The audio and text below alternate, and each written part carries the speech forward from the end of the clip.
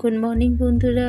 আজকে সকালে দেখো, আজকে সকালবেলা গেছিলাম তোমার ডায়াগনোসিস সেন্টারে। তো কালকে রাতের থেকে তোমার প্রচণ্ড পরিমাণে পেটে ব্যথা।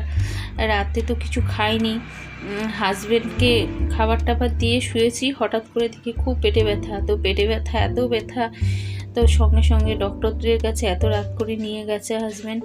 নিয়ে যাওয়ার পরে ডক্টর বলল যে ইউএসজি করাতে হবে।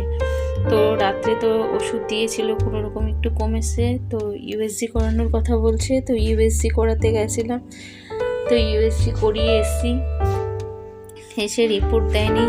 এই যে দেখো বন্ধুরা, আসার সময় কি বলতো, সকালবেলা না 9টায় গেছি আর এসছি 12টায়, অনেকটা তো দেরি হয়ে গেছে। তো হাজব্যান্ডের অফিস ছিল, তো কিছু খাওয়া দাওয়া করতে পারিনি। এই যে ইডলির দোকানে ঢুকেছে, তো দুটো ইডলি খেয়ে নিয়েছে, আর হচ্ছে যে ধোসা নিয়েছিল। তো ধোসা আমি তো কিছুই খাইনি, পেটে ব্যথার জন্য একটু 1 চামচ ওর থেকে হচ্ছে কি বলতো একটু ইডলি খেয়ে নিয়েছিলাম, একটাও না হাফ এরকম খেয়েছে, এত ব্যথা। তারপরে চলে এসেছি।